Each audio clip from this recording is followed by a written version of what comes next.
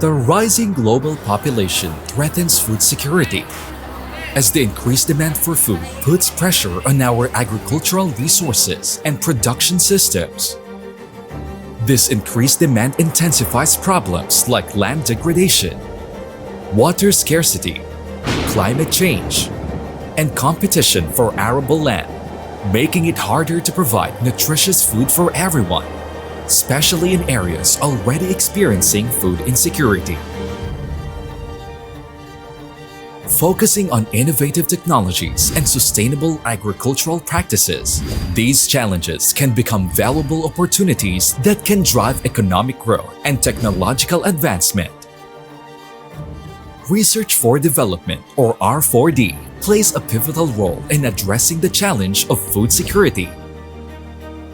In the Philippines, an organization is emphasizing the transformative power of technology to drive the sector towards its optimal potential through Research for Development, or R4D. The Department of Agriculture, Bureau of Agricultural Research, or DA-BAR,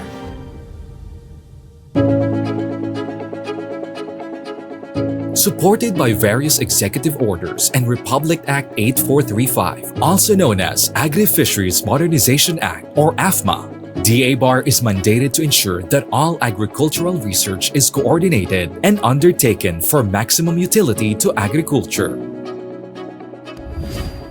DA-BAR coordinates, integrates, funds and manages the R4D system in the country to optimize its use for the sector. It is envisioned to be the lead R4D coordinating agency, promoting a technology-empowered agriculture and fisheries sector that contributes to inclusive growth. To ensure that research leads to desired results and long-term impacts, DA-BAR follows the R4D Impact Pathway Framework.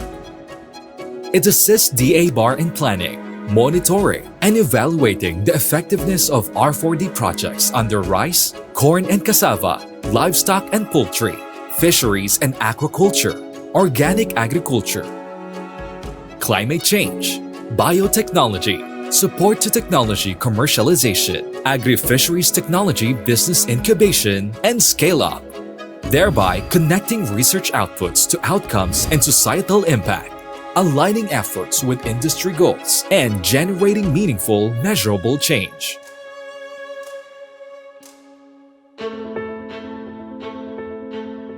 It is DA-BAR's responsibility to ensure that suitable technologies and interventions are promptly accessible for the sector's utilization. However, DA-BAR cannot accomplish this alone. It needs capable partners in cascading these R4D outputs and outcomes that will advance technology-driven agriculture and fishery sector. Collaboration is the backbone of research, and seamless integration of interdisciplinary expertise and resources is crucial for achieving common goals. By partnering with DA-BAR, we attain greater productivity in a cost-effective manner. Like the age-old adage, the sum is greater than its parts. Here at DA-BAR, we firmly believe that the power of collaboration has the potential to unleash a magnitude of possibilities beyond measure. We offer funding opportunities that can substantially improve the effectiveness and breadth of research endeavors. We facilitate networks and linkages to enhance opportunities to leverage expertise and resources. And more significantly, we serve as a hub for invaluable knowledge exchange, harnessing emerging and innovative technologies to tackle pressing sectoral challenges and global issues.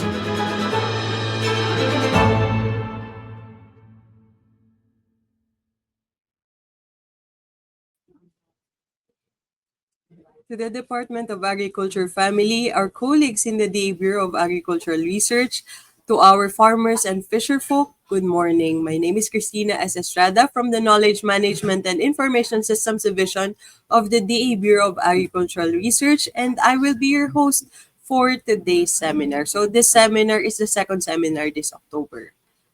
October is one of the more bagyuhing months in the country, and us Filipinos have been known for our resilience, not just sa bagyo but other calamities as well. Today, we are going to talk about a different kind of resilience. It is one that is faced by our farmers, but specifically for one of the primary crops in our country. Specifically, the title of the seminar is Strengthening Corn Resilience, IPM-based Fall Armyworm Management in Region 2. But before we introduce our speaker and formally start the knowledge sharing, again, yung usual reminders natin. So, one, please comment your location and affiliation para alam natin kung hanggang saan ang naaabot ng ating serbisyo sa bar and of course the seminar series. And two, please follow our social media pages. So, facebook.com/DABarOfficial or search nyo lang DA Bureau of Agricultural Research. And on Instagram, please follow us at DABarOfficial. And of course, yung policy po kasi ni Meta, pinapatanggal niya na yung live videos in 30 days. So if you want to revisit seminar episodes, follow niyo lang po yung YouTube account namin. So it's youtube.com/@DABarOfficial. And for now, we will be posting one form only, the attendance sheet, and you have to answer it right before the lecture ends at around 11:30 for certificates. Usually po, I post it around the last 10 slides of the presentation. Then lastly and most importantly, magtanong po tayo sa ating expert kasi she's not always here. Without further ado, we will be meeting our expert in a moment. With a strong foundation in crop protection, she specializes in integrated pest management, biological control agents, and biopesticide research and application. Her expertise spans pest and disease surveillance, field diagnostics, and the development of sustainable crop protection strategies. Since joining DA Cagayan Valley in 2017, she has been actively involved in both research and extension work. She has contributed to the development of localized IPM strategies for key pests affecting corn, rice, onion, and other crops in Region 2. Her fieldwork includes pest monitoring across Isabela and Nueva Vizcaya, database management for regional surveillance, and rapid response coordination during pest outbreaks. She also plays a vital role in farmer education, delivering large-scale training through farmer field schools and developing digital tools for real-time pest alerts. Her contribution to crafting suitable pest advisories as early warnings helped reduce the possibility of pest outbreaks in the region. Through dedicated Through her dedication, she continues to bridge science and practice to promote resilient and sustainable agriculture in the region. Let's warmly welcome Miss Irene M. Estrella, Science Research Specialist 2 at the DA Cagayan Valley Integrated Laboratory Division, Regional Crop Protection Center. Good morning, Ma'am Irene. Hello po, good morning sa ating lahat. Good morning, ma'am. So, bibigay ko na po sa iyo ang ating floor for the discussion. Thank you. Okay po. Ayan, good morning po and once again, gusto ko pong ipakilala sa inyo. Ako po si Irene Estrella ng DARFO2 from the Regional Crop Protection Center Integrated Laboratory Division. So, I will be sharing with you po about the scaling out of the developed IPM for corn fall armyworm is Spodoptera frugiperda in frequently infested corn areas dito po sa Region 2. So this project po ay pinondohan ng National Crop Protection ay ng National Corn Program through the DE-BAR. And ayun po, in-initiate po talaga ito actually ni Director Junel Soriano. So we are very grateful and thankful po dun sa grant ng fund nitong aming project. So as you can see po dun sa inyong slide, ayan, meron po dyan yung first photo ng unang na-record na fall armyworm sa Pilipinas at yan po ay nakita at natagpuan sa Region 2. So hindi naman po kami sa proud na ilagay yan dyan but kami po yung unang nakadiscover na andito na po pala si fall armyworm. So next slide, sir. So ayan po, ano nga ba yung importance ng, corn production sa atin? So to start po yung ating sharing ng project yan, importante po na pagtuunan ng pansin yung corn kasi globally, madaming purpose ang corn. Alam naman po natin ito ay pagkain, ginagawang feed, yung iba para sa mga industrial products. Malaki din yung contribution nito sa economy natin and napakahalaga nito sa mga feed and biofuel production. So sa ating bansa, corn ang pangalawa sa importante sa pananim, next to rice and around 6,000 households po ang umaasa ang kabuhayan dito and 50% po nito ay para sa feed supply and livestock and poultry. So, sa Region 2, although makita niyo diyan sa aking slides na 0.81% yung kanyang share sa white corn, importante pa rin siya kasi nga nagsisilbi talaga siyang food sa ating mga kababayan. And in terms sa yellow corn naman, 31 to 04% ang aming share sa national production. And actually, as of last year, Region 2 pa rin po yung remains to be the top producer of corn in the country.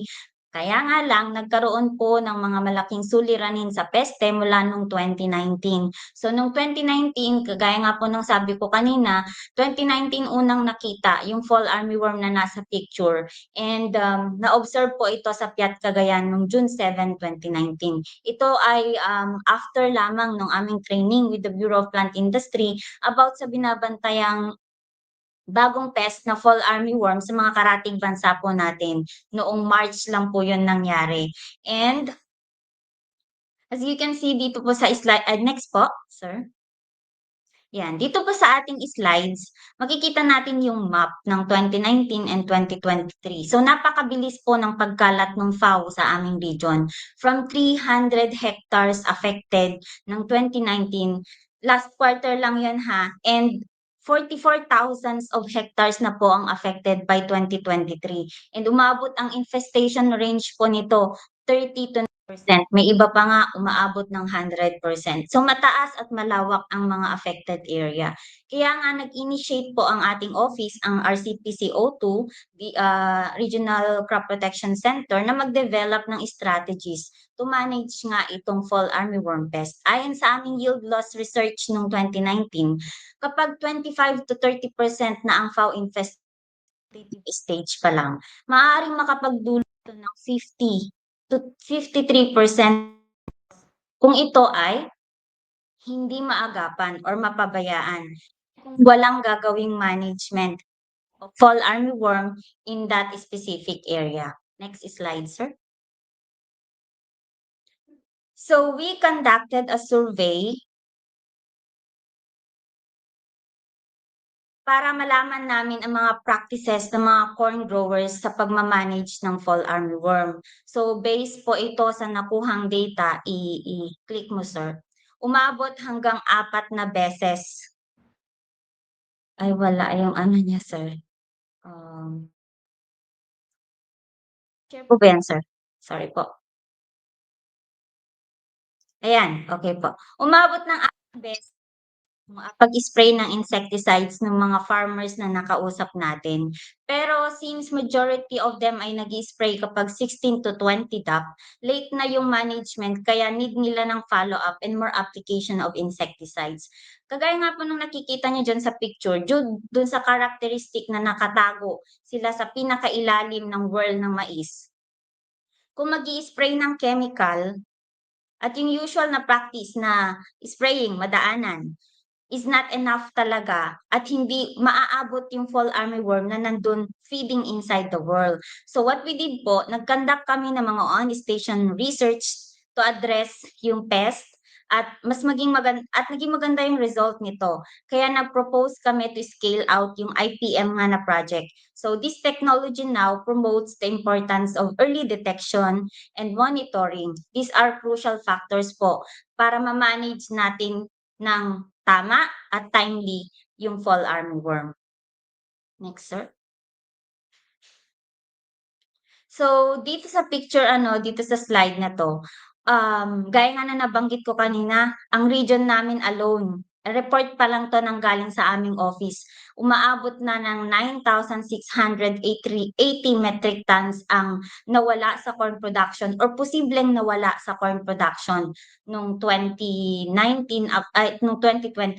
So doon sa 44,000 hectares affected ng harabas, and yung estimated na value nito in peso is actually 136 million based po doon sa aming computation. So malaki ang impact ng fall armyworm sa corn production sa ani ng mga farmers at sa kanilang kita. So yung second photo na nakikita ninyo, 100% infestation yan, affected at early stage and late management na yung late na yung management na in-employ ng ating mga magsasaka.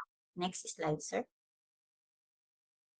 So as part of our technology development efforts po, we identified yung threat nga talaga itong fall armyworm in corn production, and talagang malaki yung impact niya sa yield. So to address this, we initiated trials to screen resistant corn varieties and determine FAO's preference host plants. Yung na-identify din po kasi pala namin doon sa aming monitoring na halos lahat po ng varieties ng corn is puwedeng i-attack ni fall armyworm. So, we also conducted efficacy trials of biological control agents kasi po ang mga ito po ay available sa aming region like Trichogramma, Metarhizium, and earwigs. So, kasama na rin po diyaan yung paggamit or yung pag-test namin ng chemical insecticides na approved ng FPA for pest or for FAO management.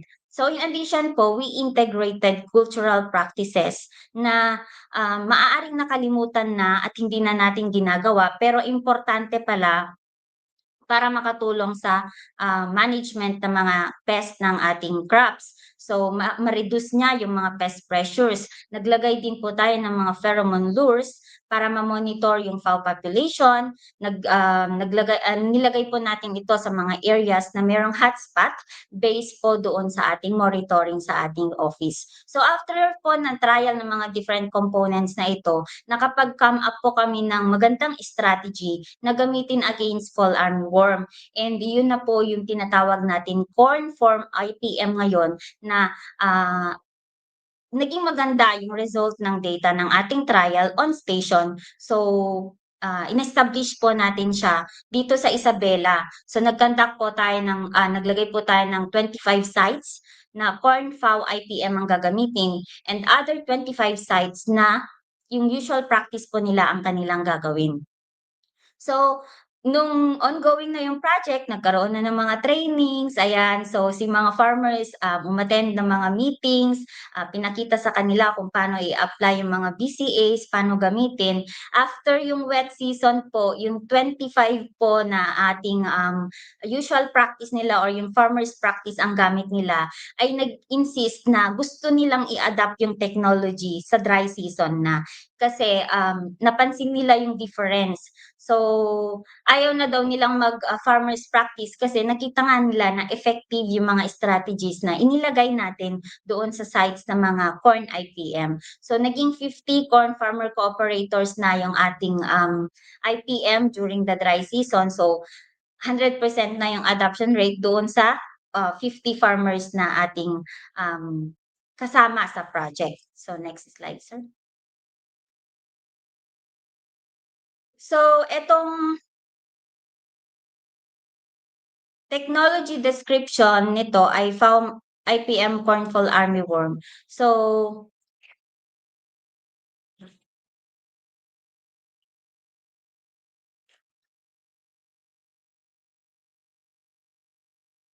the project promotes the developed integrated pest management and the management of corn fall armyworm in Region 2, which is sustainable nga po, and yung technology really promotes the early detection and timely management ng application. Kasama na po dyan yung mga cultural practices. So, yung utilization ng mga available BCA agents kung meron sa ating mga area, and yung right timing of insecticide application, importante po yun para ma-reduce natin yung damage. So, we develop the IPM para din ma-reduce yung risk ng resistance development ng FAO sa mga chemical insecticides. So, next, sir.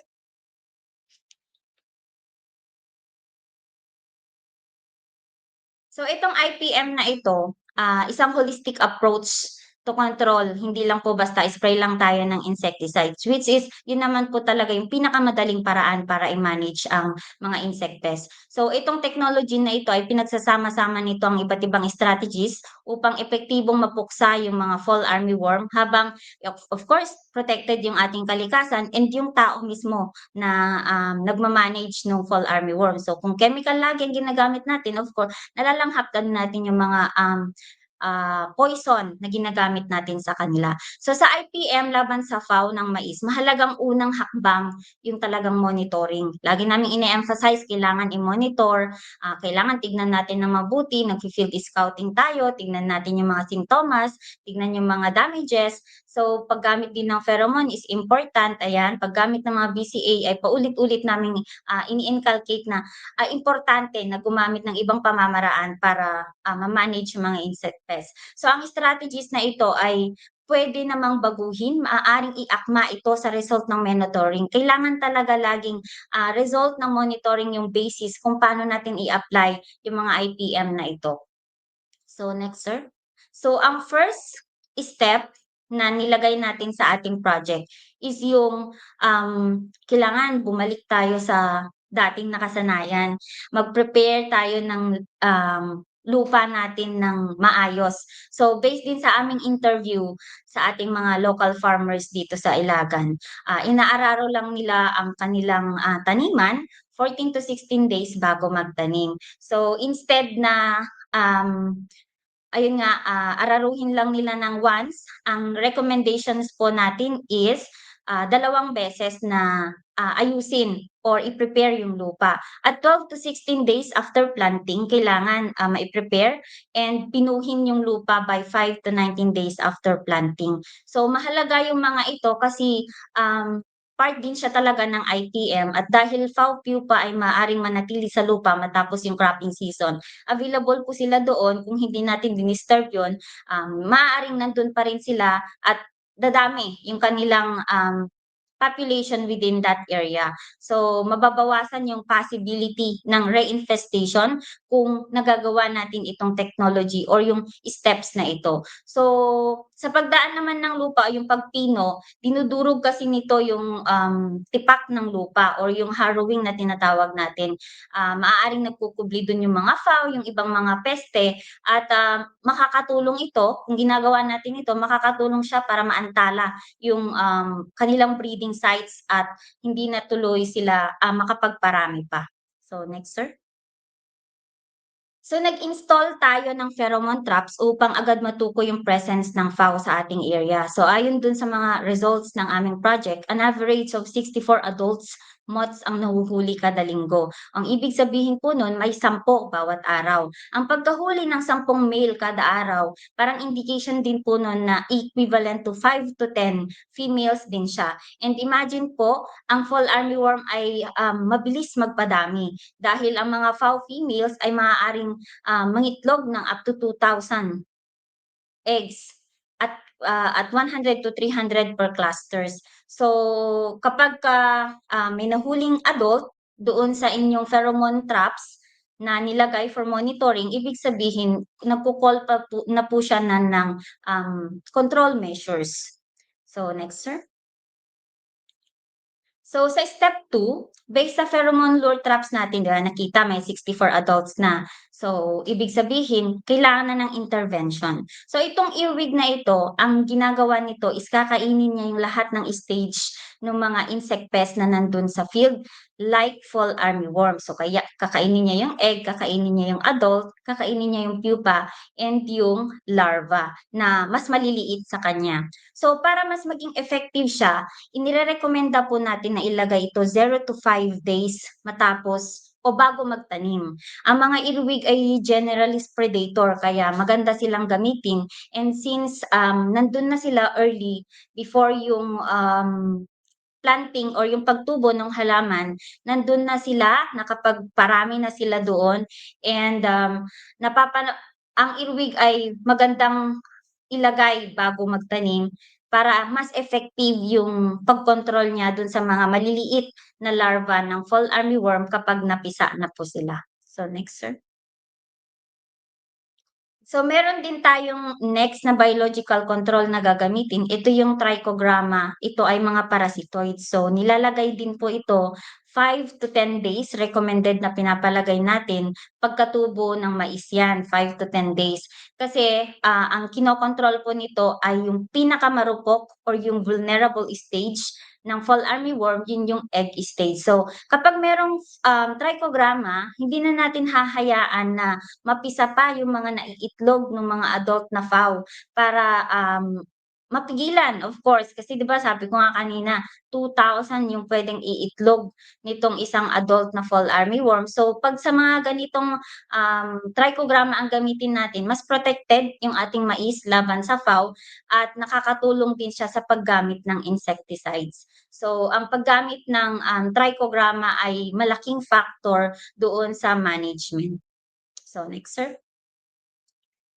So dito sa slides na ito, yung nabilugan ng red, yan yung mga monitoring kasi ine-emphasize talaga natin importante na tinitingnan natin yung estado ng ating mga taniman, kung ano nga ba yung kanilang status in terms of pest na nandun. So diyan sa ating recommendation, kapag nakita natin na merong 10% below ang infestation after or nitong 13 to 16 DAP, I think.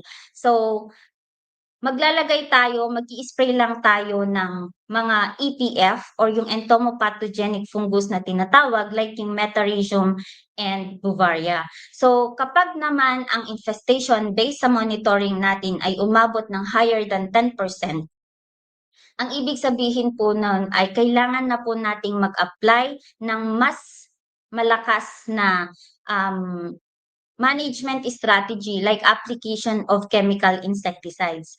Pero kailangan pa rin talaga nating tignan after 3 to 5 days after spraying, ano yung status sa field. So kung ganun na naman po ulit, nakita natin 10% or higher, yung dalawang option po na yun, mag-spray ng EPF or mag-spray ng chemical, yun po yung pwede nating gawin.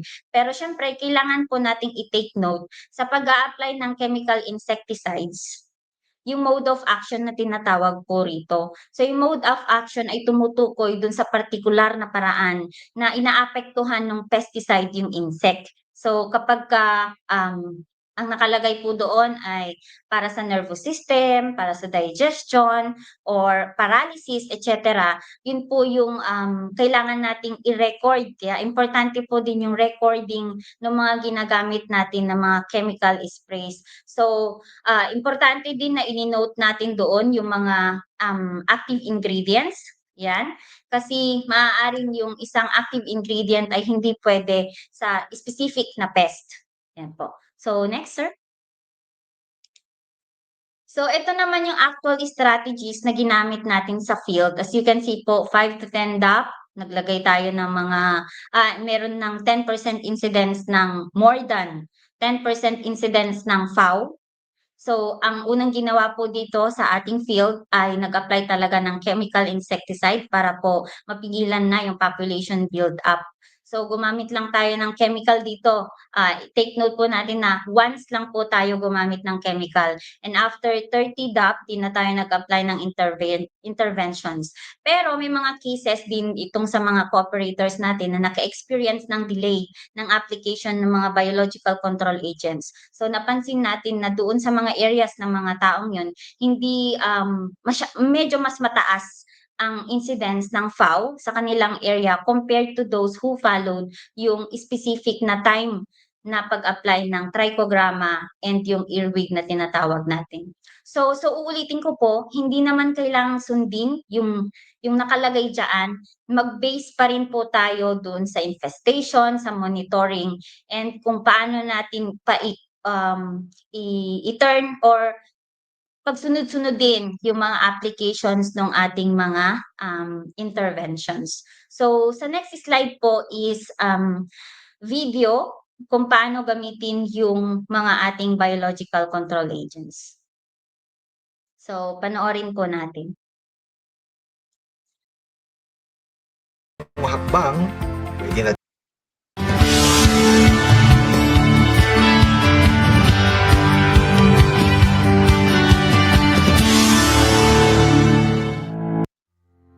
Ano ang tamang paggamit ng biological control agent sa pamamahala ng fall armyworm?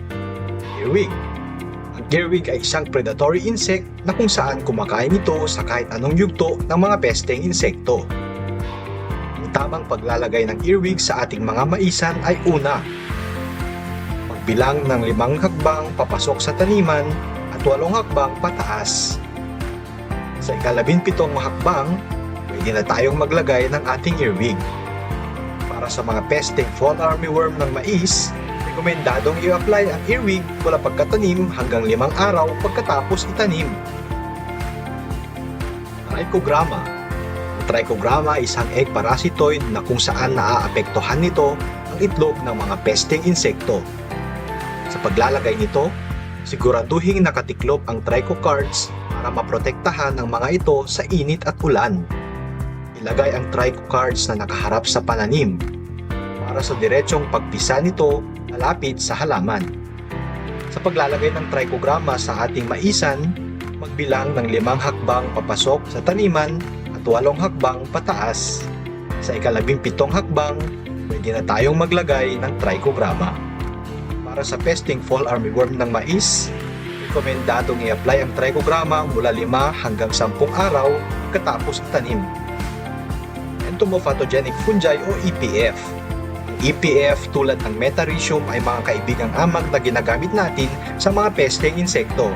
Kailangan ng 4 hanggang 5 pakete ng metarhizium, liquid soap at tank sprayer. Isalin ang liquid soap upang magsilbing sticker ng metarhizium. Maghalo ng 4 hanggang 5 pakete sa isang 16 liters o katumbas ng isang knapsack sprayer. Ilipat sa knapsack sprayer ang mga nahalong metarhizium. Salain ito upang maiwasan ang pagbabara sa ating sprayer. Para sa fall armyworm, maaari itong i-spray 5 to 10 DAP, 13 to 15 DAP at 22 to 30 DAP o araw pagkatapos itanim ang ating mga mais.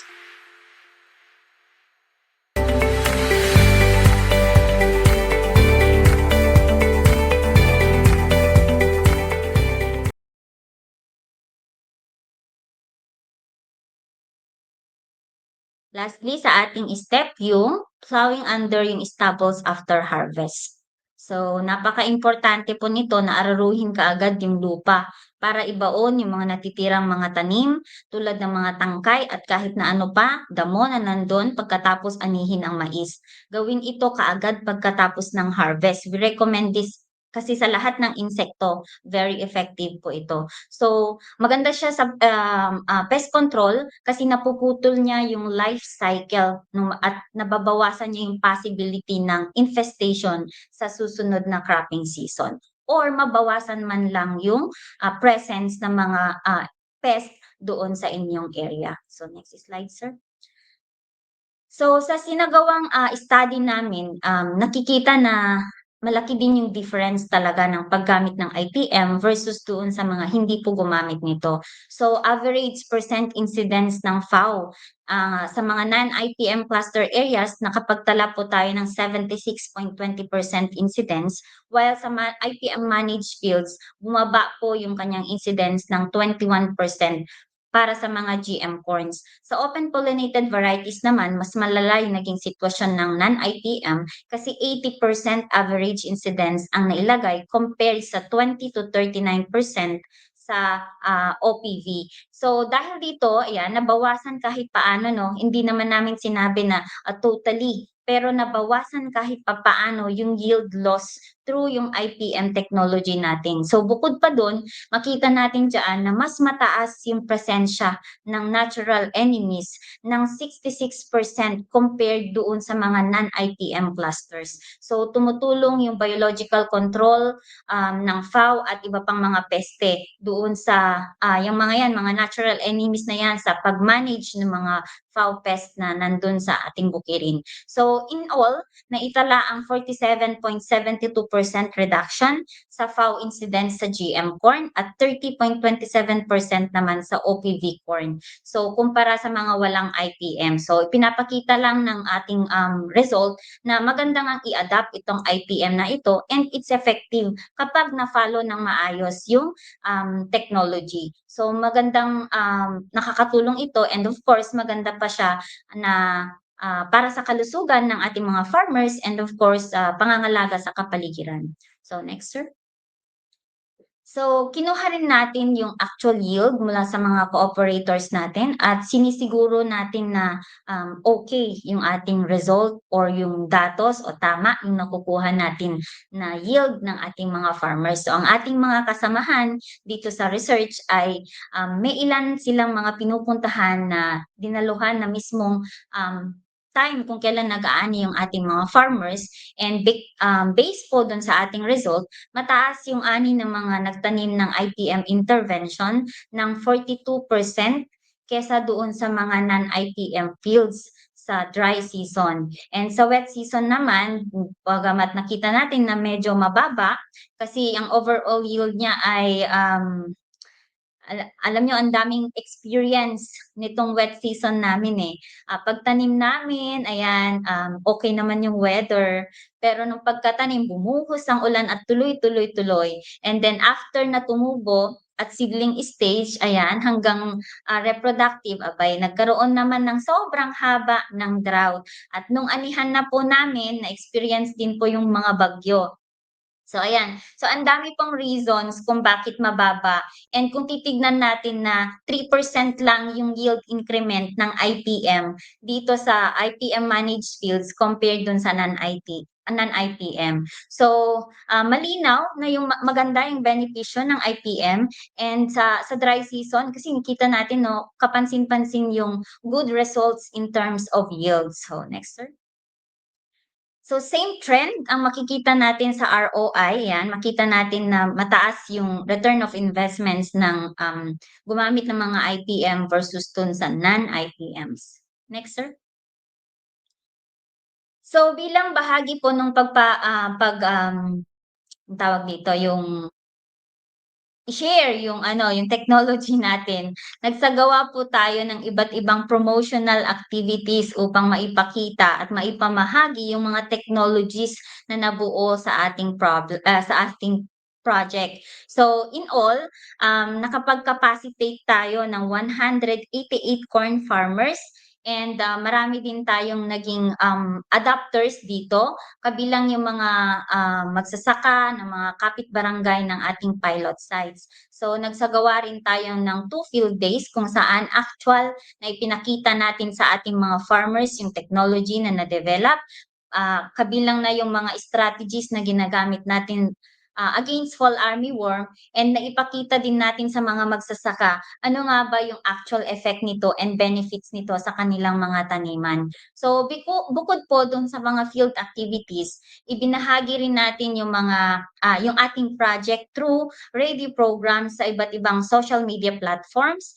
and para at least ma-share natin or mapalawak yung information about sa corn IPM and yung project din na ito ay na-present natin sa in-house review and as a result po nakuha po natin yung best paper during the conduct of the in-house review sa aming region. So ayan, kasama yung mga key stakeholders po dito at yung mga iba't ibang mga sektor po. So, dagdag pa yan, ibinahagi rin natin yung result ng ating recommendation or yung ating corn fall armyworm IPM sa National Corn Program. So, isinare po natin ito sa mga regional corn coordinators sa iba't ibang region. So, present po ata sila lahat that time sa Silang Cavite. And para naman ma-share natin yung kaalaman and yung mga karanasan natin doon sa IPM technology and kung ano yung magandang benefit po nito sa ating mga magsasaka. So, yan po yung mga hakbang na ginawa namin to introduce yung technology sa ating mga magsasaka and iba't iba pong mga stakeholders. So, next, sir. So, ang ating mga beneficiaries ay smallholder corn farmers. Ayan. Siyempre, sila po talaga yung una nating mga immediate na recipient ng ating technology. Sa mga local government units, ayan, magsisilbing katuwang po natin sila sa pagpapatupad ng IPM technologies po natin. So, dapat sila din ay marunong gamitin yung ating technology. And yung mga research stations po natin na nagpo-produce din ng mga corn, nagbi-breed ng mga corns natin ay pwede nilang gamitin itong technology na ito. And yung ATI po ay pwede nating itap para makapagbigay ng capacity building support sa ating mga magsasaka and extension workers about the project. And of course, mga universities and yung mga private sectors na maaaring maging katulong natin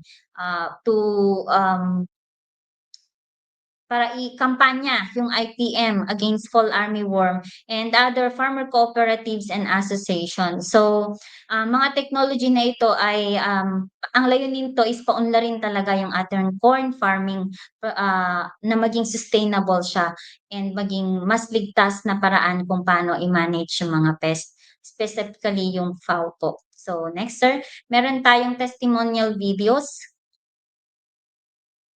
Let's play po. Ilocano po ito, no? So, kung mga hindi po nakakaintindi ng Ilocano,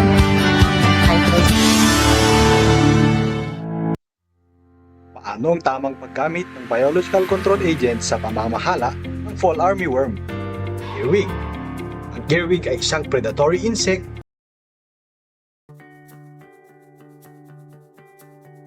Sa 20 years na mahigit akong nagsasaka ng mais, marami akong naengkwentrong problema sa aming maisan, partikular na ang arabas. At doon lamang kami dumidepende sa mga kemikal. Yun ang aming mabilisang paraan para pagsugpo sa mga arabas na uod. Ang paggamit ng IPM, ito ang tamang pamamaraan sa pamamahala ng peste sa ating maisan. Isa pa, nababawasan ang aming gastos sa pagbili ng mamahaling gamot. Dahil ito po ay subok ko na, gusto ko pong i-share sa inyo. Kung sa mga hindi pa nalalaman, pwede kayong magtanong sa akin o pwede rin kayong mag-informa sa ating pinakamalapit na agriculture office. At hanggang doon na lang po. Maraming salamat po sa inyong lahat. Halos linawas kami nga ag-spray tapno lang mapaksyat digiti guess iti kamamaisan mi.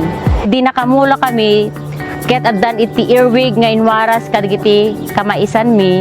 Ket isaan met unay nga nagigess. Tapos idi addan iti 1 week ket nagikabil kami iti trigograma. Ket dakkel at tulong isu nga saan kami nga nakausar iti insecticide. Dakkel iti nagdumaan iti farmers practice ken iti IPM ta menos iti gastos iti insecticide menos ti tandan ken kastamet iti salon at mi. In suroda kami no kasano nga usaran iti earwig no paraan niya kadagidya iti trichogramma, metarhizium ket ti panagkunak ket dakkel rin na itulong na atoy hanlaeng kadagiti ni mulmula no di ket parapay kadagiti salon at iti agkumkuman gaputa awan unay ti malang abda nga insecticide nga mabalin nga makaperde iti salon at da bayat iti panag-spray dawin no panag-apply da kadagiti nga banbanag iti mulmula no di ket pati dagiti ni mamais ket naragsakan da gaputahan da unay nga mapasaktan kadagiti adu unay nga insecticide wenno pesticide nga iyak apply mi idi mamin adu kami nga gispray iti insecticide tapno iti kasta ket malapdan ti panagaduda ngem gaputa idi ket hammi pay nga ammo iti talagang makapatay kadagiti nga insekto nga ket nagbasit iti apapit mi idi dakkel na pagyamanak iti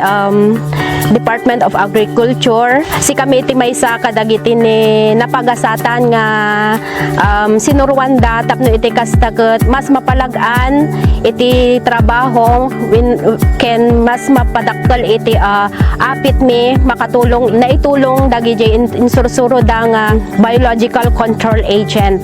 Dakkel nga pagyamanak kasabot kina Apo Diyos iti panang-guide na kada kayo nga umay iti barangay mi. Thank you so much.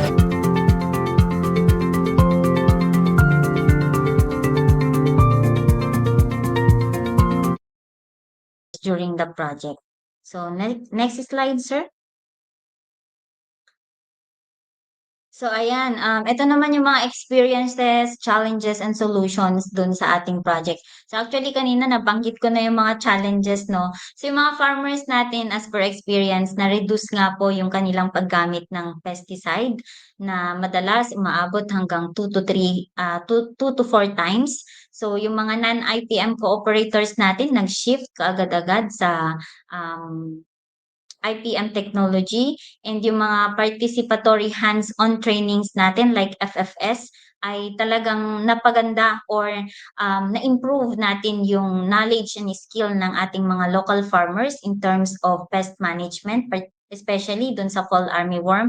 And of course, yun nga, na-experience natin yung, ay nako, iba't ibang weather at that time, lalo sa wet season. And nalaman na, kailangan i-ano natin yung mga technologies na ito. And sa challenges naman, ayan, talagang kailangan ng yung demand monitoring, kailangan talaga labor intensive siya. So, ang isang part dito is babaguhin kasi natin yung practice ni farmer. So, ang practice kasi nila, pupunta sila doon kapag 16 to 20 days na. Pero dahil dito sa ating technology, kailangan as early as 5 days ay may monitoring nang nangyayari. So, ayun nga, unpredictable yung weather, and sometimes nami-miss ng ating mga local cooperators yung application ng mga BCAs. And for the solution, kinapacitate natin sila, kinaintindi natin sila kung ano nga ba yung characteristic ng FAO, ano yung pwede niyang maibigay na kawalan sa ating mga farmers, ano yung mga possible na pwede nating gawin para ma-manage ito. And doon naman sa problem ng misapplication, ayan, tumulong ang ating mga technical staff sa application ng mga BCAs if needed po. Next slide, sir. So, sa ating team members, we have, ako po, ang project leader, and ang aming boss, si Ma'am Minda Flor Aquino, Sir Roynick Aquino of CBRC, Engineer Mark Lu Mauricio, ang aming study leader, Clarissa Sebes, Miss Rochelle Alvaro, Sir Alvin Lomboy, Sir Jose Mariano, to our RTD, Ma'am Kay Olivas, and sa ating red po, si Ma'am Rosemary Aquino. So sila po yung mga kasama natin during the conduct of the project, and yan po yung photo ng ating group during the field days of our project po. So that ends po yung ating talakayan, and salamat po sa pakikinig. Ma'am Irene, congrats po for the Best Paper Award sa in-house review nyo, and thank you din po sa interesting and comprehensive presentation on the sustainable pest management of the fall armyworm in corn. Before we proceed to our Q&A, tingnan po natin kung anong itsura ng demographics natin sa registration natin. Okay. So madami pong nag-register. And 57% are female. Then 50% are from the 20 to 25-year-old range. Tapos followed siya by 26 to 30 years old at 23%. Then the 31 to 35 years old. So ito po yung usual na demographics natin. So ngayon, yung mga 20 to 35 years old, around more than 75% ng ating registrants, and followed by the 36 to 40-year-olds at 66.8%. In terms of location, pinakamadami po Central Luzon at 10%, followed by it's Cagayan Valley at 12%, followed by Central Luzon at 10.4%, Calabarzon, but all the regions are well represented. Occupation po, madami po tayong estudyante. That's 1/3 of the registrants, followed by 28% agriculturists and 7.6% professors or educators. In terms of agency po, state universities, 34.6%. Tapos, ang sunod ay non-affiliated. So, yung next po nating affiliations are from the DA family, followed by the LGUs. Ayan. So, madaming interested from the LGUs and the private sector. Kasi ito po talaga very important siyang localize yung implementation. And of course, we have members of the indigenous cultural communities or indigenous peoples. Meron din po tayong mga kapatid with PWD, and of course, members of the farmer or fisher folk cooperatives and associations such as San Sebastian Farmers, Malig Pro-Organic Farmers Association. Tapos, meron ding Mantang Rain-Fed Rice and Coconut Farmers Association and Banlag Herona Farmers Agriculture Cooperative.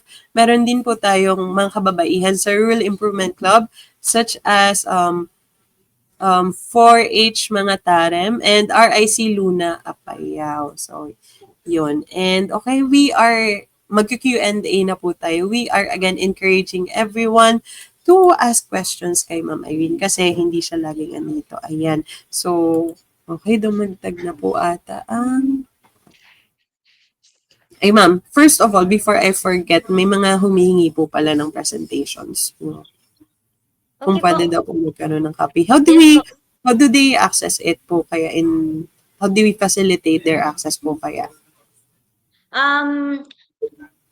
Paano po ba? Pwede nating i-email sa kanila, sa mga interested. Okay. So, or pwede naman po sigurong i-ano na lang natin. Magawa ka na lang po siguro, ma'am, ng, ano yun, i-upload mo na lang siya sa Drive, tapos make it public, tapos i-comment ko na lang po sa ating comment section. Yes po. Better po, ma'am. Thank you. So, eto po, this is a question from Miss Ruby Labinghisa. So, are there established community-based BCAs for corn in Isabela and Cagayan? Okay. Yes, ma'am. Actually, sa Isabela, kami po dito sa RCPC ay nagpo-produce, mass production po talaga kami. And sa Cagayan naman, meron po tayong SCRC, merong NSES na nagpo-produce po ng mga other BCAs po natin. So, available po siya. Although, baka tanungin, sapat ba yung ating BCAs? So, aaminin po namin, no, sa luwang po ng corn areas dito sa Isabela, hindi po kakayanin. So, part po yun ng aming way forward, yung mag-establish ng mga village level and i-coordinate sa mga LGUs na mag-start na sila to produce yung ating mga biological control agents. Okay, so it's very good to know po na may mga LGUs na interested talaga and we have to encourage more LGUs to join the program or the project. So, eto po ma'am from Miss Josephine Garcia. So, yun, Trichogama had been mentioned as part of the IPM for Army Worm Control. Paano daw po nila ma-avail yung Trico sa Calamba, Laguna?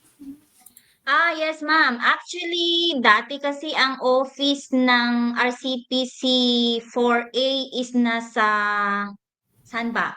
Nasa Laguna. Nasa Calamba ba or Los Baños? So, lumipat po kasi sila sa Lipa, ma'am. So, I think nasa Lipa po yung kanilang, tama ba yung address ko? Hindi ko alam. Basta somewhere in Batangas po, yung office ng RCPC 4A po. So, pwede po kayong mag-ask sa kanila kung paano po kayo maka-avail kasi sila po yung pinakamalapit sa inyo. And if naman po, pumupunta kayo ng Metro Manila, Bureau of Plant Industry is also producing po. Sa kanila po nanggagaling yung mga stocks na pinaparami po namin sa mga respective RCPC offices.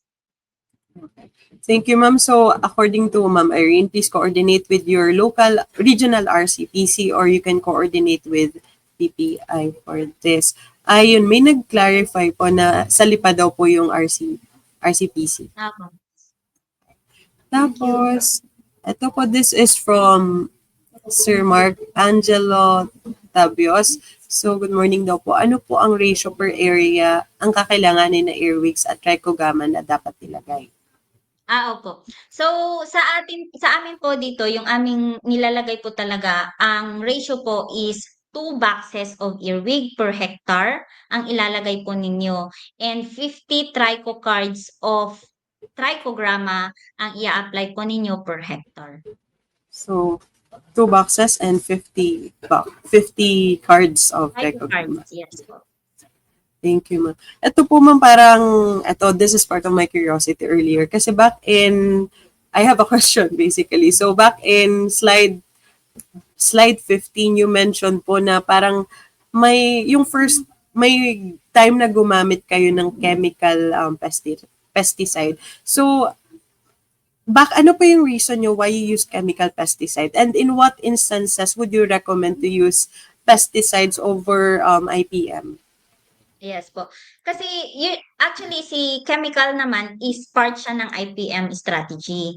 So, ang ano lang talaga niya is kailan ko ba siya tamang ilagay. So, based po kasi doon sa monitoring natin, kaya natin laging sinasabi, importante na mag-conduct ng field scouting, importante na tignan natin yung record kung anong mga insect pest ang nandun, kasi magbe-base po tayo doon kung ang gagamitin ko ba ay Biocon or gagamit ba ako ng chemical. So kapag po lower than 10% or below 10% yung infestation ng fall armyworm sa field, you can use po yung mga BCAs po natin to manage them.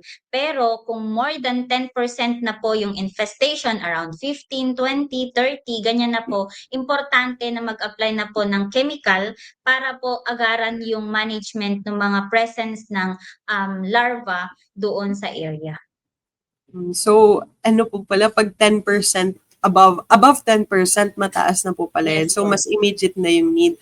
But then we would still prefer IPM as much as possible kasi mas sustainable siya for the environment and everyone. Ito po from Sir Demetrio Ramos, ano daw po yung chemical ingredients na gamit nyo? Or maybe the pesticides that you use? Yes po. Actually po, based po kasi sa result ng aming initial study, isa sa mga magagandang active ingredients na lumabas ang magandang result ng kanyang efficacy against FAO is yung lambda-cyhalothrin, spinetoram, and lufenuron is pwede, azadirachtin is actually pwede. Ang azadirachtin is ang tawag dito? Organic insecticide. Yun po, yung mga yon. So, dapat lagi rin nating ilagay or i-record kung ano yung mga dati na nating nagamit. So, kung gumamit ka ngayon ng, say for example, chlorantraniliprol po pala yung isa pa. Chlorantraniliprol, next na application mo, next cropping season should be lufenuron or azadirachtin. Ganun. So, mag-change po tayo ng Okay, so please take note of the chemicals na minention ni ma'am. Ito po from Miss Janet Balungkas. May I ask po kung anong species ng trichogama ang ginamit sa study? Yes po. So, ang ginamit po natin ay Trichogramma chilonis, ma'am. Kasi siya po yung pwede sa ibang species. Usually, ang dati kasi nating prinoproduce, ang Trichogramma chilonis kasi talaga is for vegetables. Kasi nga, ang mga insect pest na lepidopteran pest na nandun is earworm, armyworms, mga ganun po, cutworm, pwede po siya doon. So, ang pang-corn kasi talaga na pinoproduce natin is yung Trichogramma japonicum. Pero ang target, evanescens. Sorry baka mamaya may mga kaalam talaga. Evanescens na which is para sa corn borer talaga siya. So, kapag po fall armyworm at other lepidopteran pest po ang target natin, other than corn borer, ang gagamitin po natin ay Trichogramma chilonis. Okay, ma'am. Sige, di ko na po itatry i-pronounce yan. Ito po from Sir Demetrio Ole. Oh, ayun. Paano po daw po yung combination of clothiat? Hindi ko na po i-pronounce. So, kumusta daw po yung combination na yan? I think wala naman po kaming combination na nilagay sa aming, actually, we discourage po yung cocktailing doon sa application ng chemicals sa ating fields. Okay. So, Meron po kasing mga chemicals na magkasama na talaga sila, pero if you plan po to cocktail it, so we discourage po. ayun, na bawal talaga. We discourage po talaga ang cocktailing kasi mas unpredictable yung mga, yung reactions. So, this one, ito po. Okay. So, how often should trichogama be applied in a type 2 climate condition? Actually, ang trichogramma, no, pwede mo siyang i-apply Basta kasi 'di ba kanina paano natin i-apply, tinutupi natin siya. So in case na umulan, protected siya. In case na umaraw, protected pa rin siya. So puwede mo naman siyang i-apply, basta ang pinaka-recommended lang po namin i-apply po natin siya early in the morning and late in the afternoon. So kung nabagyo naman siya, kailangan mo talaga siyang i-replace. So gano'n lang naman po. Usually, ma'am, yung cards po nila, gaano siya katagal nagsistay? Actually matibay yung cards, ma'am. Tapos na po yung harvesting, nandun pa po yun. So it lasts months. Wow. Okay. Ito po from Miss Josephine Garcia. Time daw po ng application of chemicals in terms of corn growth stage. So nagbe-base po kasi tayo sa infestation.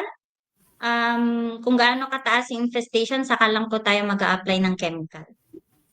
Actually, as early as 10 DAP, pwede na po tayong mag-spray if infestation is higher than 10% po.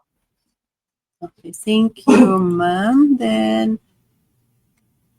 okay, ito po from Miss Temi Salazar Medoranda.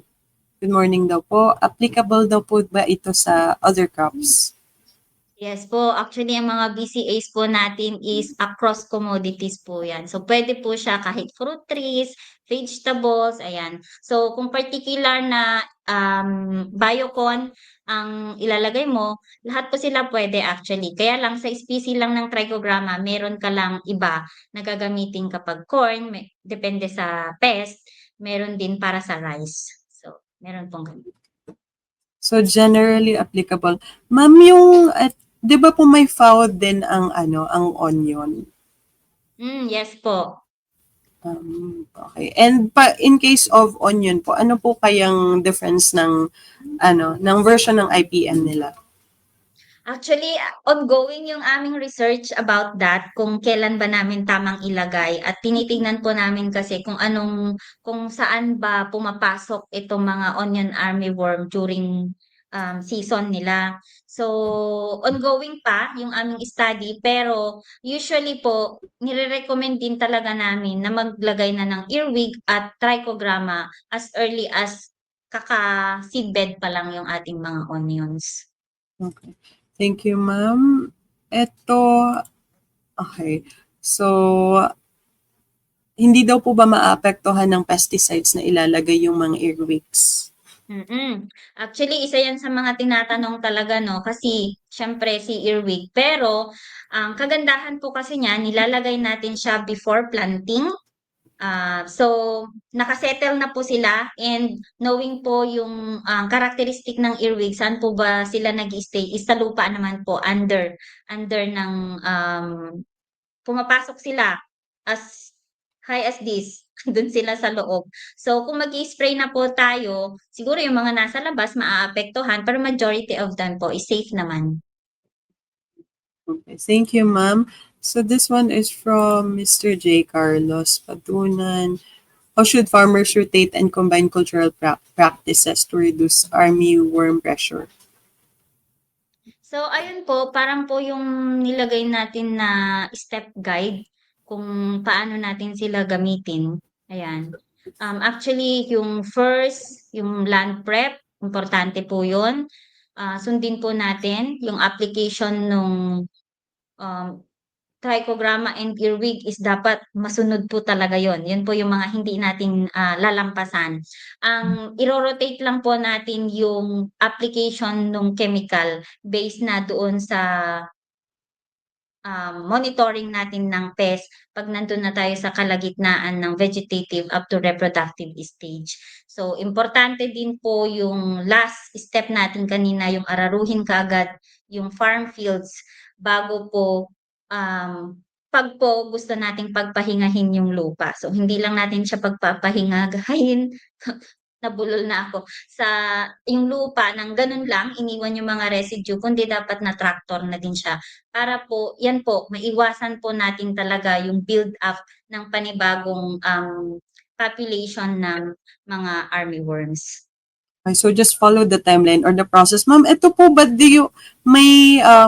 may IEC po ba kayo nito? And how can other people from especially from outside region to access it?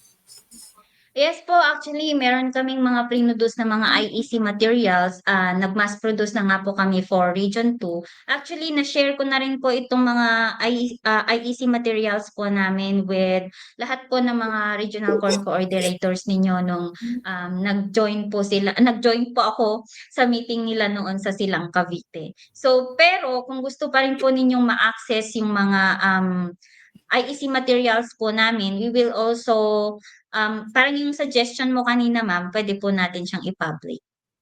Okay. So, thank you, ma'am. Tapos, ayun. So, if you want more information about this, just contact your local RC Regional Crop Protection Center and pwede din po ang BPI.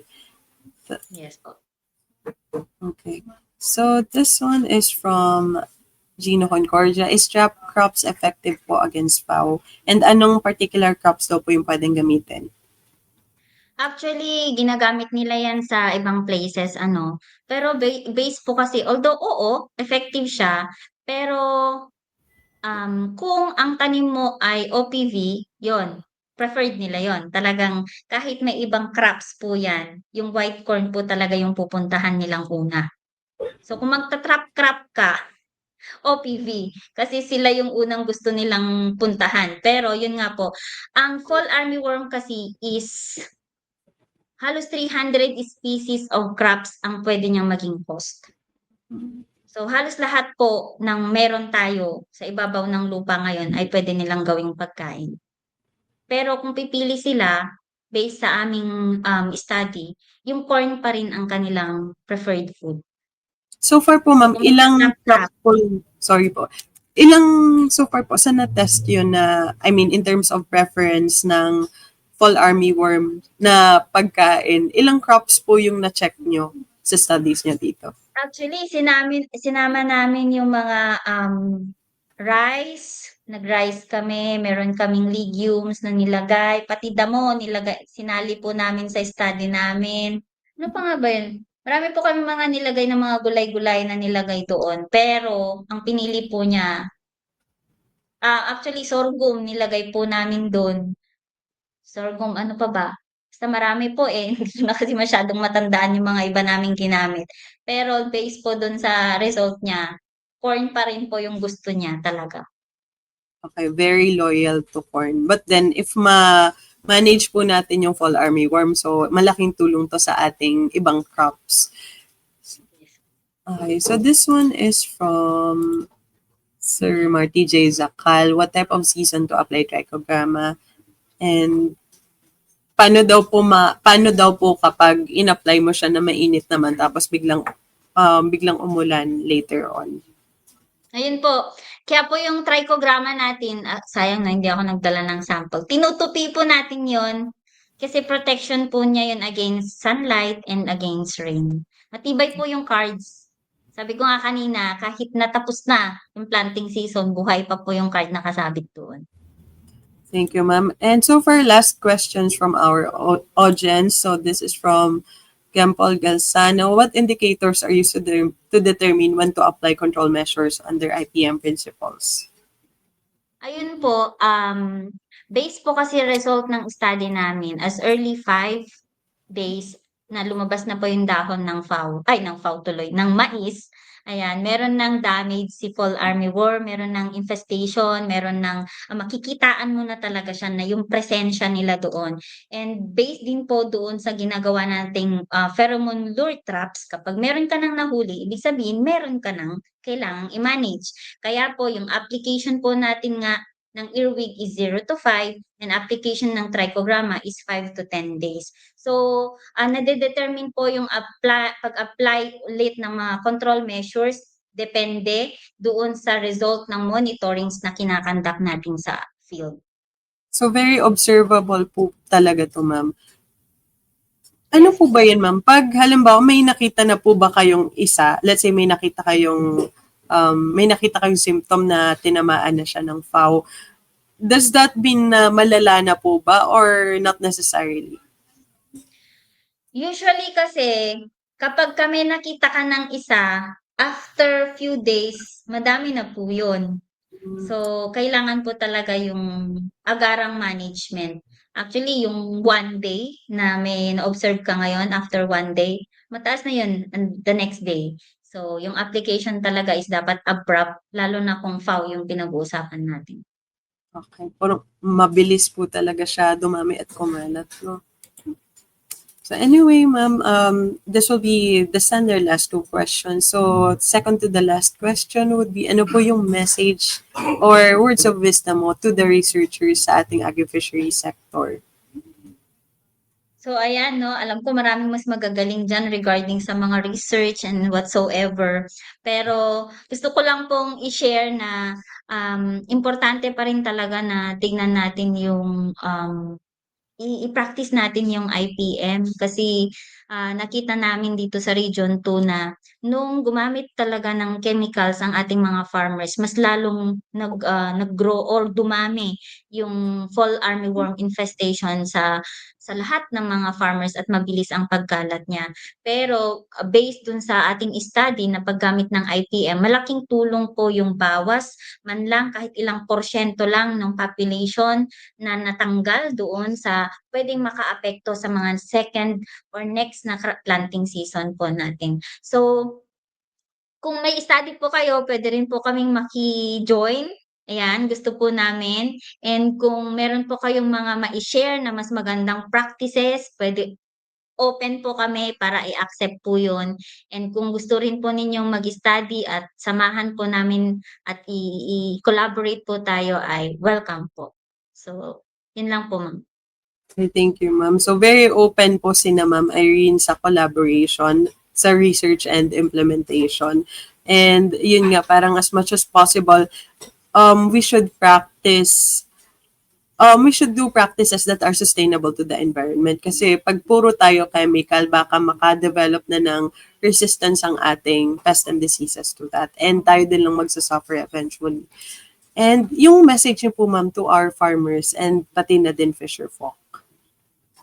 Ayan po, sa ating mga local farmers po nagpapasalamat kami at kapag kami mga ganitong lalo dito sa Region 2 ma'am, sobrang open po sila na i-receive po ang aming mga intervention. So nagpapasalamat po kami, alam mo po yung mga 50 farmers po na, kasama namin during the conduct of the trial, very cooperative po sila. Kung ano po yung sabihin namin, yun po yung gagawin nila. Kung kailangan po nilang umattend, a-attend po sila.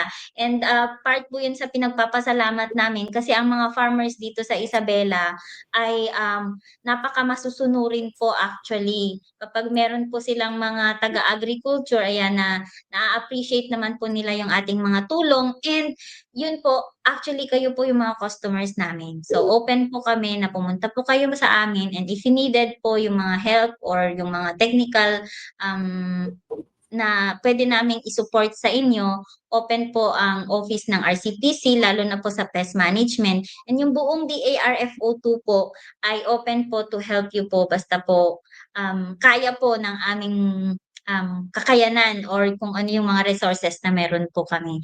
And gusto ko lang din pong kunin yung chance na pasalamatan po, napasalamatan ko naman na po yung team namin kanina. Marami po silang pagod, kaming pagod dito sa sa study na ito. And gusto ko pong pasalamatan yung aming mga boss dito sa DARFO2, syempre sa aming Red, Ma'am Rosemary Aquino, sa ating mga RTDs po, Ma'am Kay Olivas and Doc Roberto Busanya po, and sa aking boss, Ma'am Minda Flor Aquino, thank you po for the opportunity to work with you, and sa aming chief po sa ILD, Dr. Liz Zulueta. So, salamat po DE Bar sa fund, and salamat po National Corn Program po sa binigyan niyo po kami ng opportunity na mai-conduct ko yung aming trial. Thank you so much, Ma'am Irene, for generously sharing your expertise and passion to the public. And it's very good to know that the side of the researchers, the government, and other sectors And yung mga farmers natin, very harmonious yung relationship. At sana magtuloy-tuloy pa po to.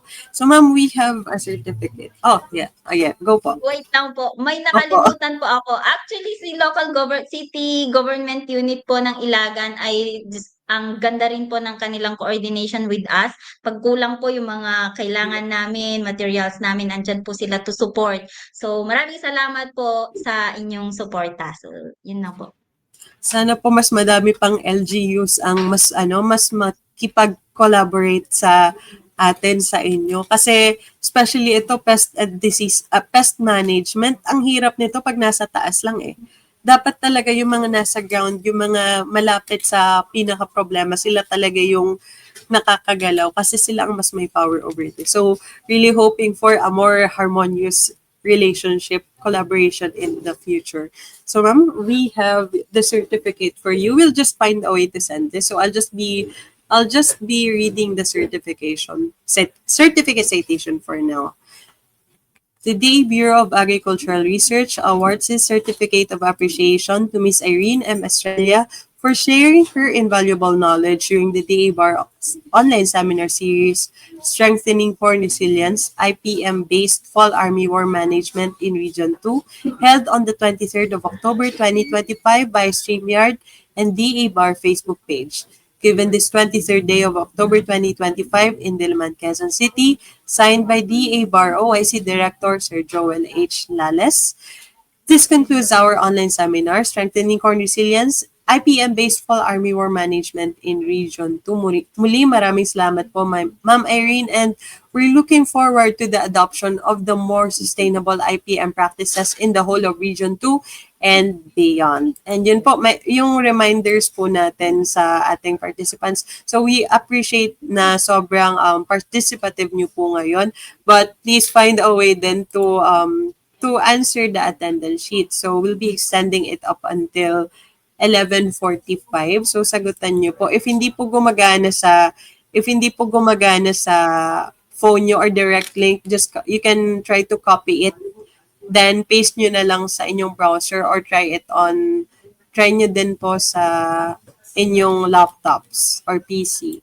So we'll be extending it until 11:45. And if you have questions on the seminar, please follow the Facebook page of the Regional 2 Regional Crop Protection Center, or it's facebook.com/DARCPC02, or message DA Bar so that we can forward your questions to our to Ma'am Irene. And of course, follow our social media pages. It's facebook.com/DABarOfficial or DA Bureau of Agricultural Research on Facebook, or at DABarOfficial on IG.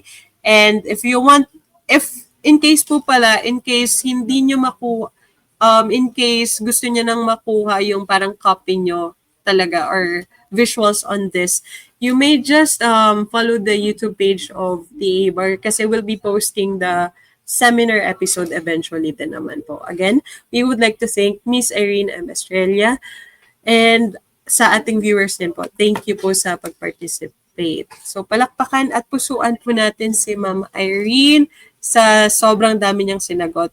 And believe nga ako kasi hindi siya kumuha ng tubig to answer your questions. So anyway, dito po nagtatapos ang ating P-Online Seminar today. Ako po si Tin at isang mapagpalang umaga sa ating lahat.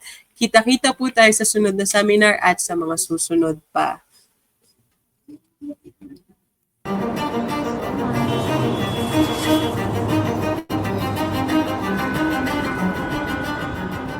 The rising global population threatens food security, as the increased demand for food puts pressure on our agricultural resources and production systems. This increased demand intensifies problems like land degradation, water scarcity, climate change, and competition for arable land, making it harder to provide nutritious food for everyone, especially in areas already experiencing food insecurity. Focusing on innovative technologies and sustainable agricultural practices, these challenges can become valuable opportunities that can drive economic growth and technological advancement.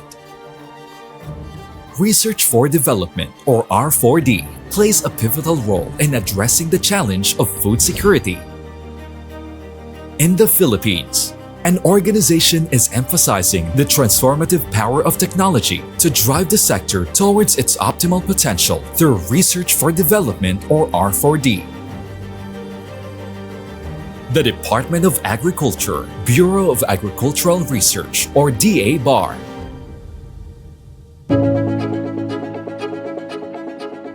Supported by various executive orders and Republic Act 8435, also known as Agri-Fisheries Modernization Act, or AFMA, DA-BAR is mandated to ensure that all agricultural research is coordinated and undertaken for maximum utility to agriculture.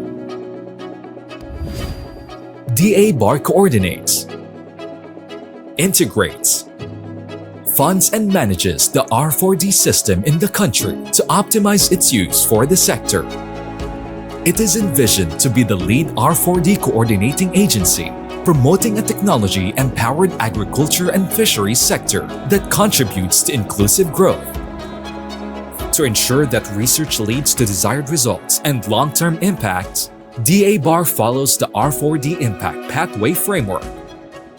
It assists DA-BAR in planning, monitoring, and evaluating the effectiveness of R4D projects under rice, corn and cassava, livestock and poultry, fisheries and aquaculture, organic agriculture, climate change, biotechnology, support to technology commercialization, agri-fisheries technology business incubation, and scale-up, thereby connecting research outputs to outcomes and societal impact, aligning efforts with industry goals, and generating meaningful, measurable change.